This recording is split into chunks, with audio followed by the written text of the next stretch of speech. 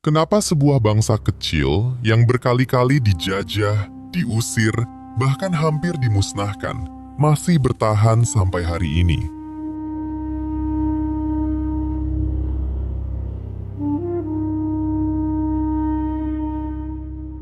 Kenapa mereka tidak hilang dari sejarah seperti banyak bangsa lain? Dan yang lebih aneh, kenapa setiap kali mereka jatuh, mereka selalu bangkit lagi? Untuk memahami itu, kita harus kembali ke awal, sangat jauh ke belakang, ke satu janji.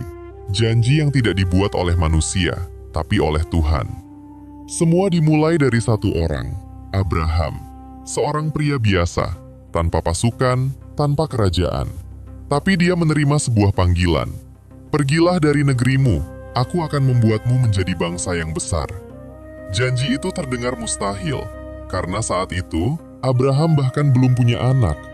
Tapi disitulah semuanya dimulai. Bukan dari kekuatan, bukan dari strategi, tapi dari iman dan janji ilahi.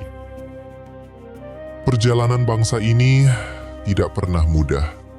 Mereka pernah menjadi budak di Mesir selama ratusan tahun. Dipaksa kerja, ditindas, dipukul tanpa alasan. Secara logika, mereka seharusnya hancur. Tapi justru di sana, mereka bertumbuh. Lalu datanglah Musa, membawa mereka keluar dari perbudakan. Tapi setelah bebas, masalah tidak berhenti. Mereka menghadapi padang gurun, kelaparan, haus, ketakutan. Dan bahkan setelah memiliki tanah sendiri, mereka terus diserang. Dari bangsa Filistin, Babel, Asyur, Romawi, Yerusalem dihancurkan. Bait suci diratakan, dan puncaknya mereka diusir dari tanah mereka sendiri. Selama ribuan tahun, mereka hidup tanpa negara, tersebar ke seluruh dunia. Di titik ini, banyak bangsa lain dalam sejarah sudah hilang. Identitas mereka lenyap, budaya mereka bercampur, lalu menghilang. Tapi tidak dengan bangsa Israel. Ada sesuatu yang berbeda. Mereka mungkin kehilangan tanah, tapi mereka tidak kehilangan identitas. Mereka mungkin tercerai-berai, tapi mereka tetap satu. Kenapa? Karena mereka tidak dibangun hanya oleh wilayah, tapi oleh keyakinan, oleh hukum, oleh tradisi, oleh hubungan dengan Tuhan. Dimanapun mereka berada, mereka tetap mengingat siapa mereka. Dan itu mengubah segalanya. Bayangkan ini, selama hampir 2000 tahun, tanpa negara, tanpa tentara, tanpa kekuasaan politik, tapi tetap bertahan. Mereka menghadapi diskriminasi, pengusiran, kekerasan. Di Eropa, mereka dibatasi. Di berbagai tempat, mereka ditolak.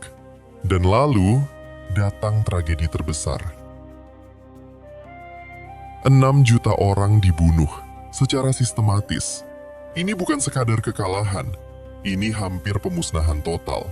Secara logika, ini akhir dari segalanya. Tapi ternyata, bukan. Tahun 948, sesuatu terjadi yang hampir tidak masuk akal. Setelah ribuan tahun, bangsa Israel kembali memiliki negara. Negara Israel berdiri. Dan sejak hari pertama, mereka langsung diserang. Bukan oleh satu negara, tapi oleh banyak sekaligus. Perang demi perang terjadi. Secara jumlah, mereka kalah. Secara wilayah, mereka kecil. Tapi hasilnya, mereka bertahan. Bahkan sering menang. Ini bukan hanya soal militer. Ini soal mentalitas. Bangsa yang terbiasa bertahan tidak mudah dikalahkan. Jadi, kenapa mereka tidak terkalahkan? Bukan karena mereka tidak pernah kalah. Mereka kalah berkali-kali. Mereka jatuh berkali-kali.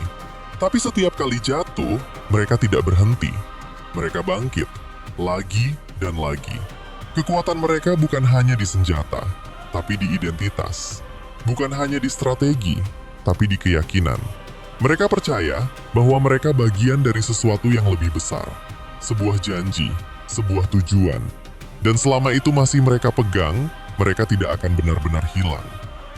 Sejarah bukan tentang siapa yang tidak pernah jatuh, tapi tentang siapa yang selalu bangkit.